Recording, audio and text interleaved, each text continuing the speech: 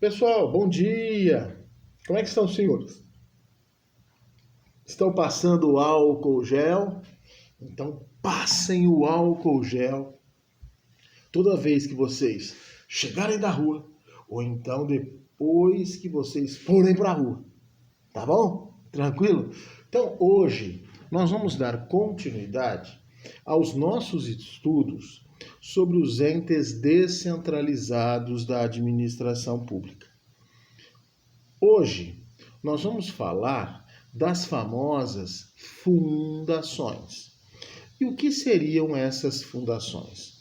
Nós vamos ver que as fundações são um patrimônio destacado, onde as pessoas que vão dirigir esse patrimônio, elas têm um papel secundário, onde o que sobreleva nas fundações é este patrimônio, onde ele será direcionado para a realização de uma atividade de interesse público.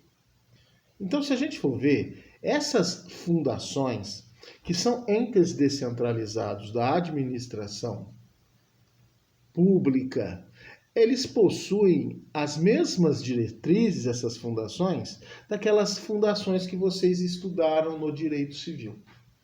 Certo? E aí vai surgir a seguinte questão: qual que é a natureza jurídica dessas fundações? Sobre essa questão, foram criadas, para os senhores terem uma ideia, três correntes diferentes. Uma primeira corrente que foi criada que tem como pessoas que defendem ela o professor Edmur Neto de Araújo, o Marçal Justen Filho e o Rafael Carvalho de Rezende Oliveira. Eles entendem o seguinte, que as fundações no nosso país, elas são pessoas jurídicas de direito privado. Eles entendem isso. E por que eles entendem isso?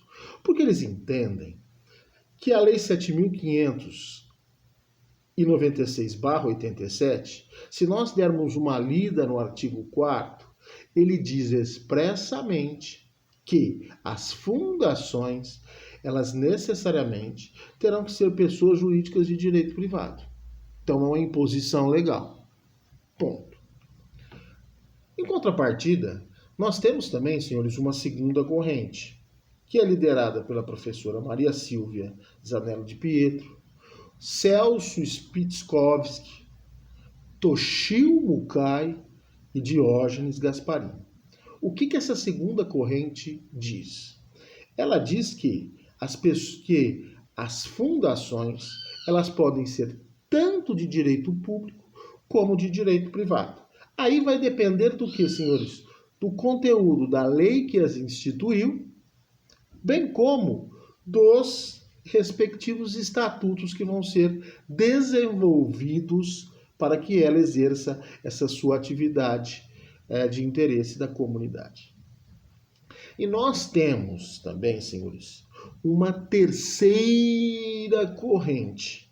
Esta terceira corrente, ela é defendida pelo nosso querido Celso Antônio Bandeira de Mello, e eu também já vi o Alexandre Maza defendendo a existência também dessa terceira corrente. De acordo com essa terceira corrente, esta Lei 7.596/87, ela não foi recepcionada pela nossa Constituição Federal. Então, o que significa isso?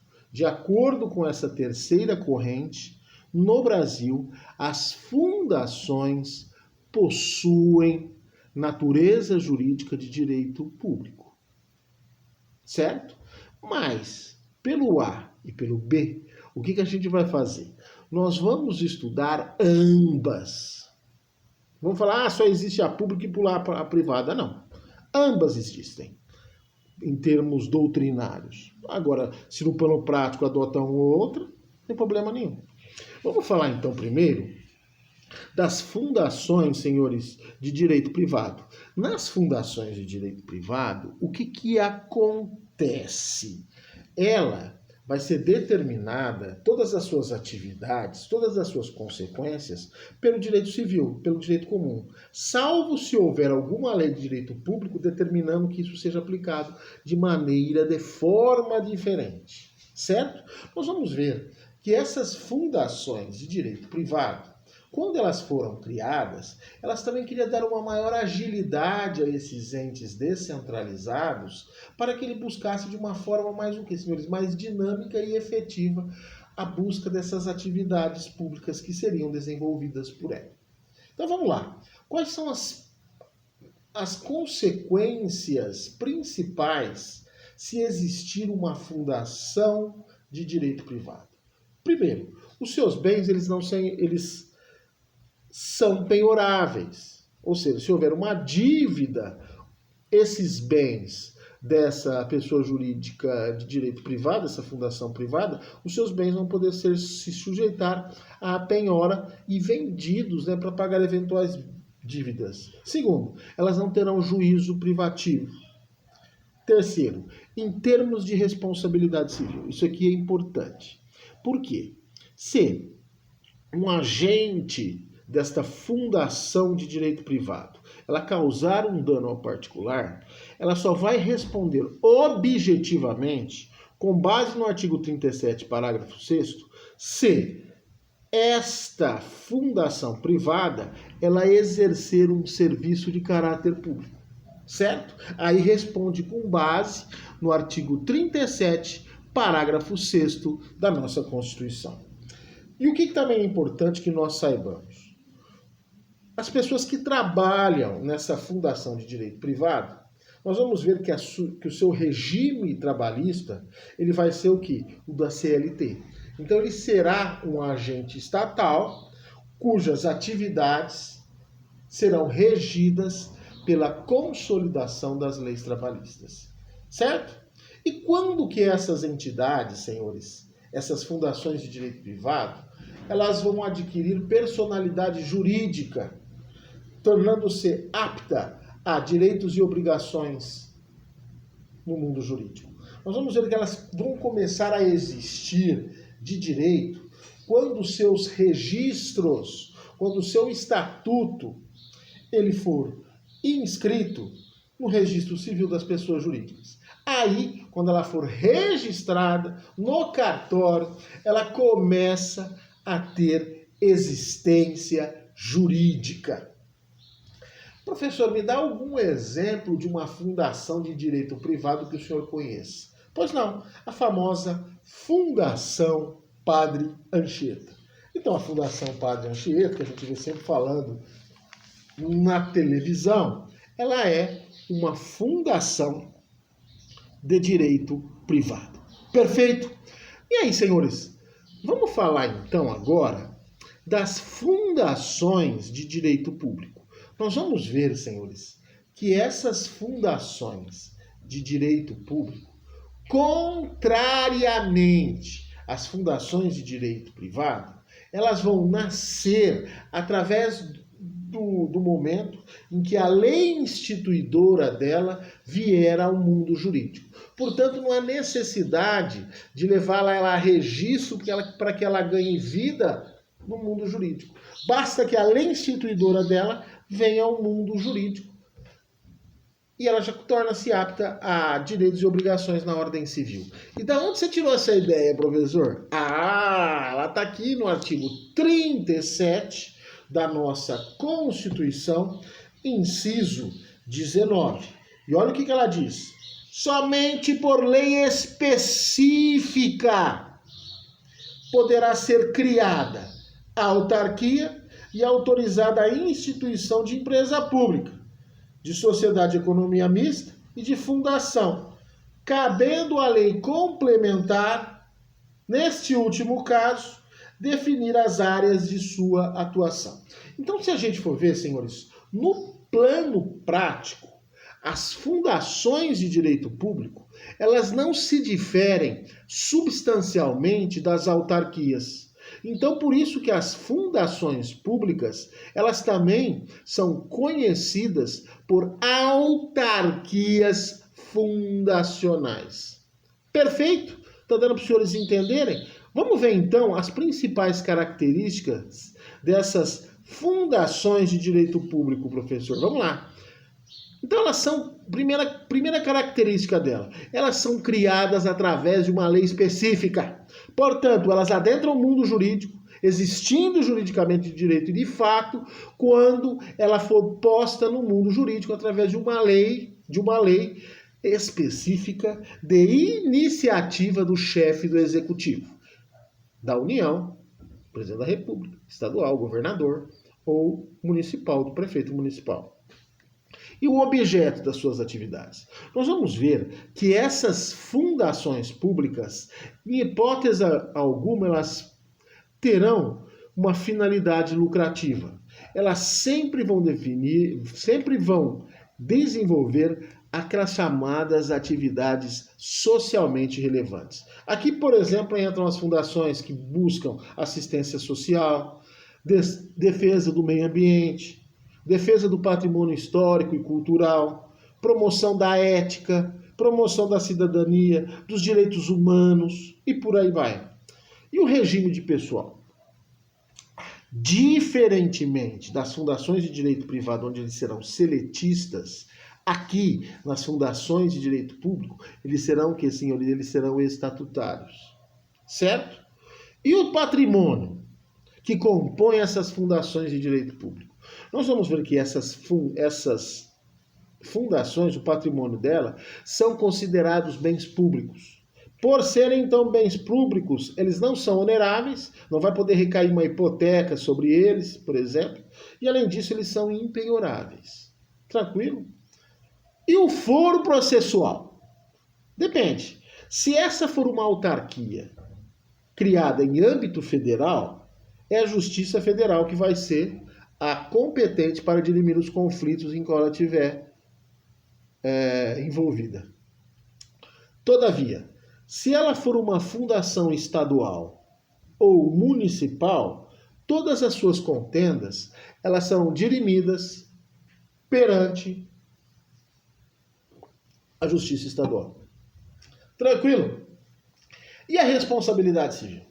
Ou seja, se um agente estatutário dessas fundações vierem a causar um dano a um particular, a responsabilidade aqui, senhores, ela será objetiva, com base no que dispõe o artigo 37, parágrafo 6º da nossa Constituição.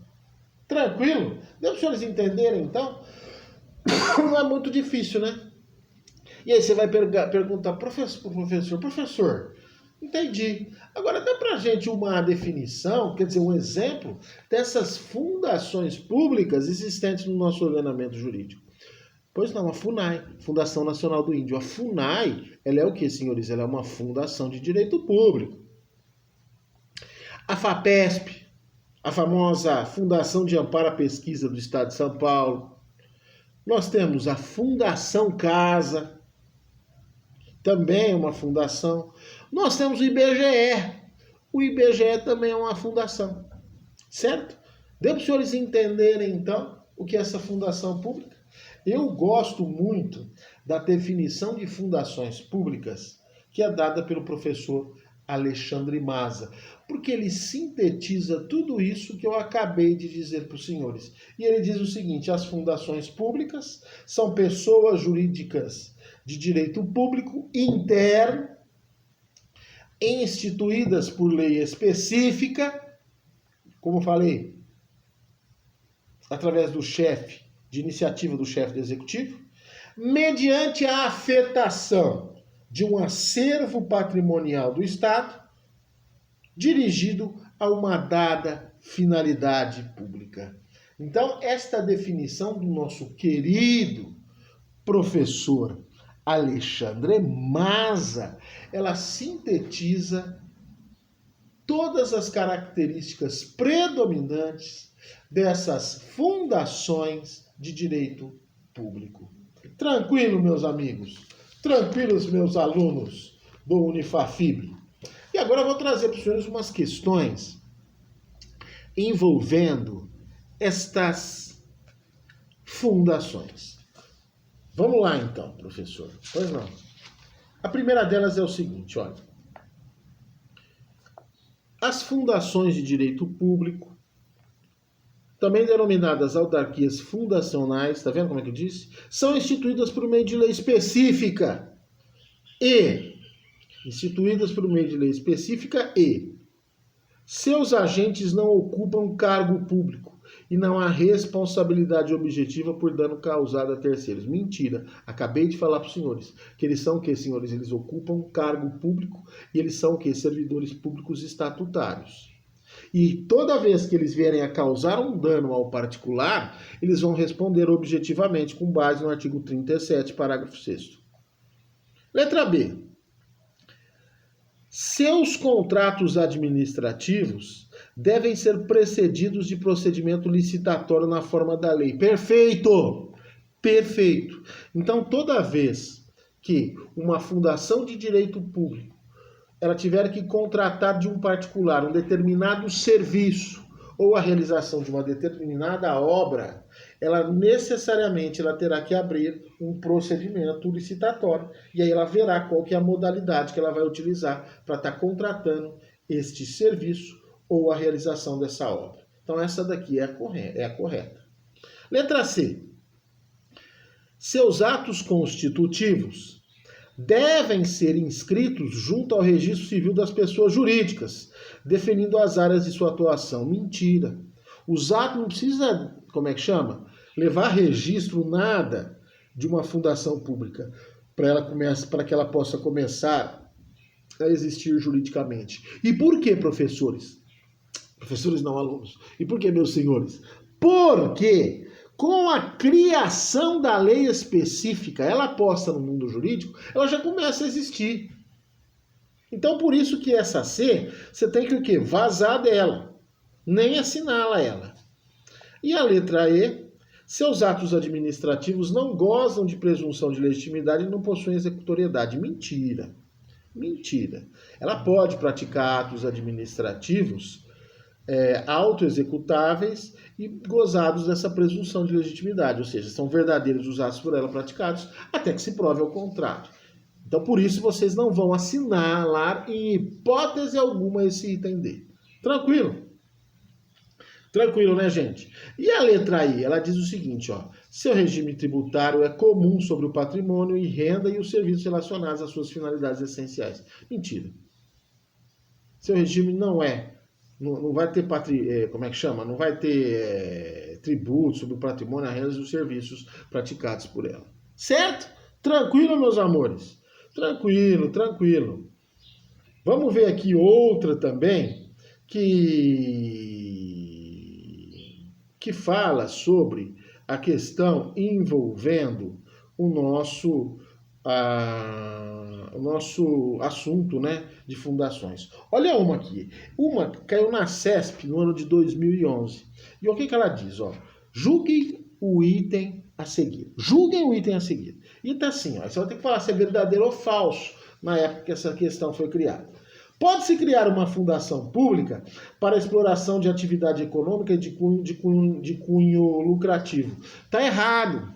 Porque eu disse para os senhores, acabei de falar, que uma das características das fundações é que elas não buscam lucro, elas não visam lucro.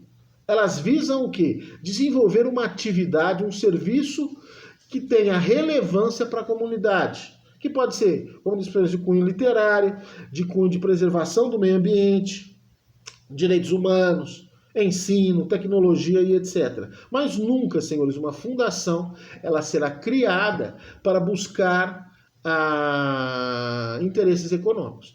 Se o Estado quiser interesses econômicos, ou ela cria uma empresa pública, ou ela cria uma sociedade de economia mista. Certo? Tranquilo? Então não é essa, senhores, não é essa. Vamos ver uma outra questão que também se relaciona com o nosso estudo. Olha essa daqui, ó. Mediante iniciativa do governador, O governador, a gente sabe, é chefe do executivo estadual. Então vem assim, ó. Mediante iniciativa do governador, o estado do Amazonas aprova a lei, cujos artigos iniciais estão assim redigidos. E aí vem 2 pontos. Artigo 1º, tracinho.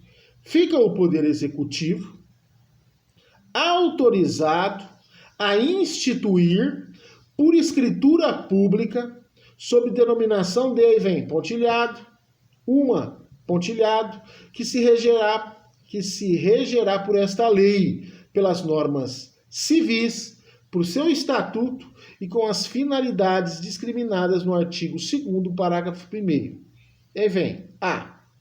Será uma entidade civil, sem fins lucrativos, com prazo de duração indeterminado e adquirirá personalidade jurídica a partir da inscrição no registro competente do seu ato constitutivo, com o qual serão apresentados o estatuto e o respectivo decreto de aprovação. Diante do texto legislativo acima, pode-se concluir que a entidade criada será uma empresa pública, uma autarquia, uma fundação de direito público, uma sociedade de economia mista ou uma associação pública.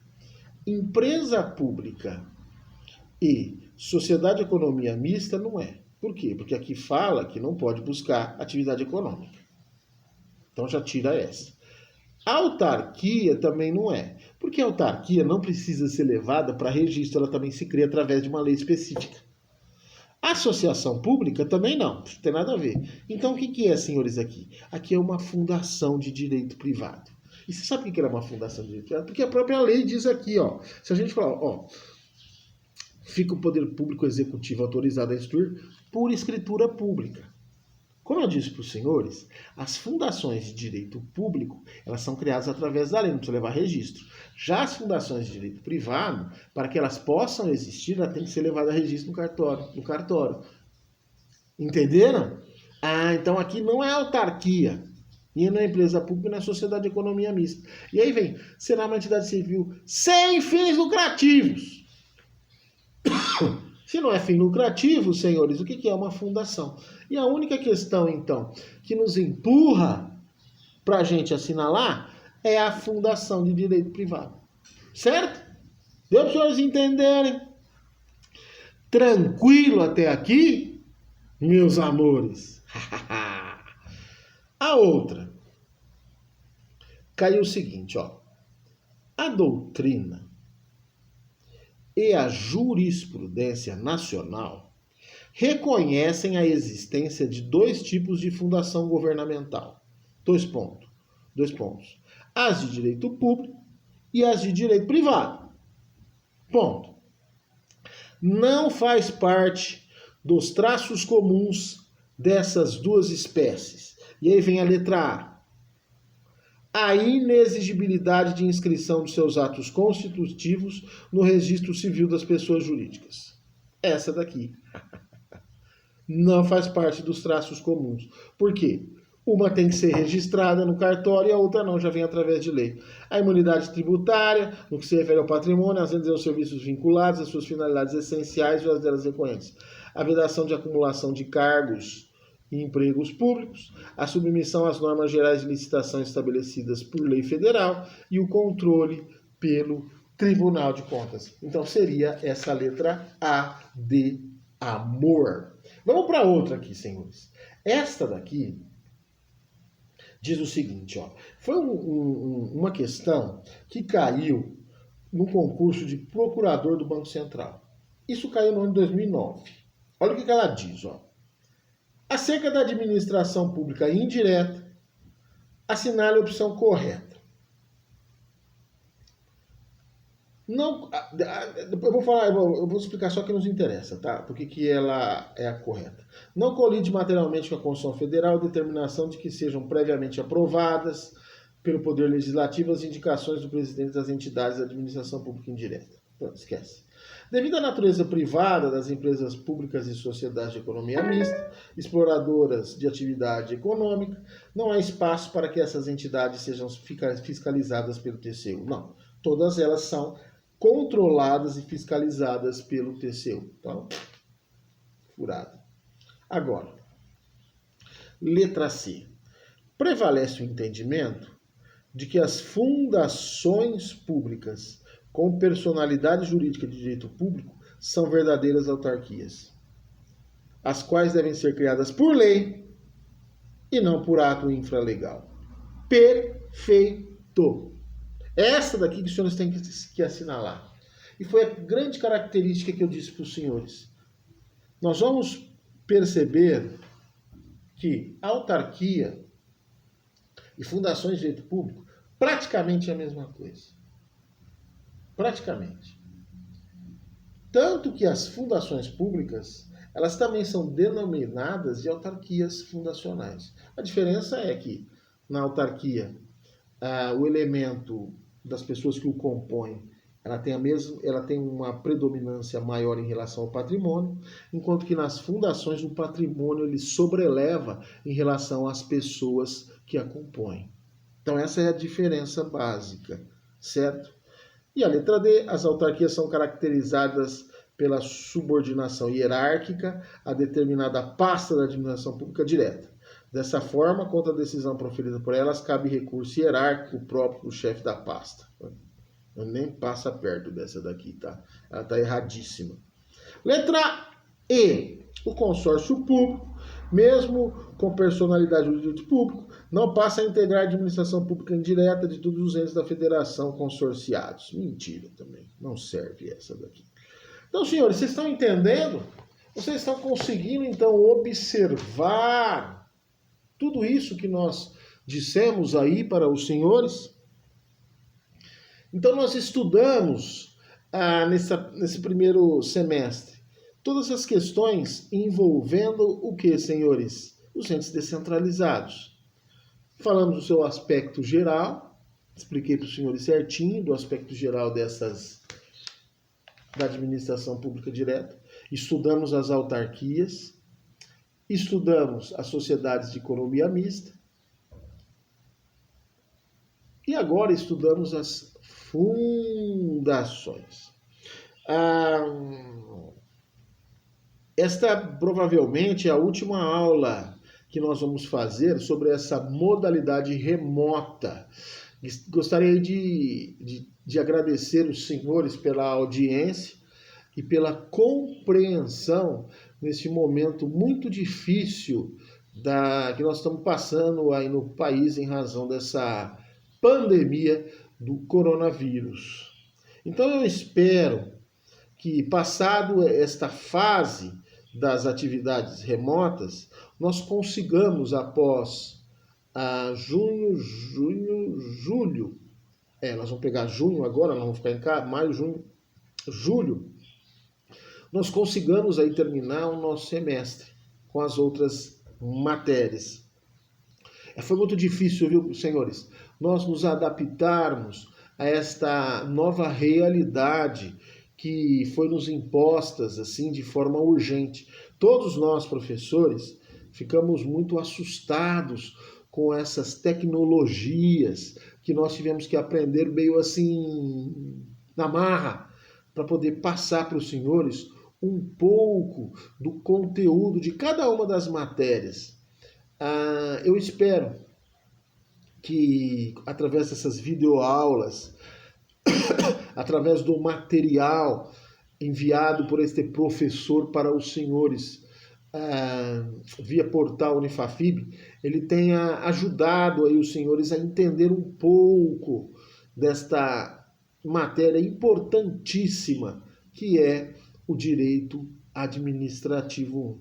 Então eu vou rezar para que a gente consiga terminar esse semestre de forma presencial e que no próximo semestre, no segundo semestre, nós consigamos estudar o restante da matéria de forma presencial, olhando um no olho dos outros. Não sei se vai dar para abraçar a todos vocês ou dar um beijo em vocês. Eu só vou fazer isso quando a OMS, a Organização Mundial da Saúde, ela permitir. Então, por enquanto, fico de longe. Um grande abraço para todos os senhores aí, nossos alunos do Unifafib. E o que é importante, hein?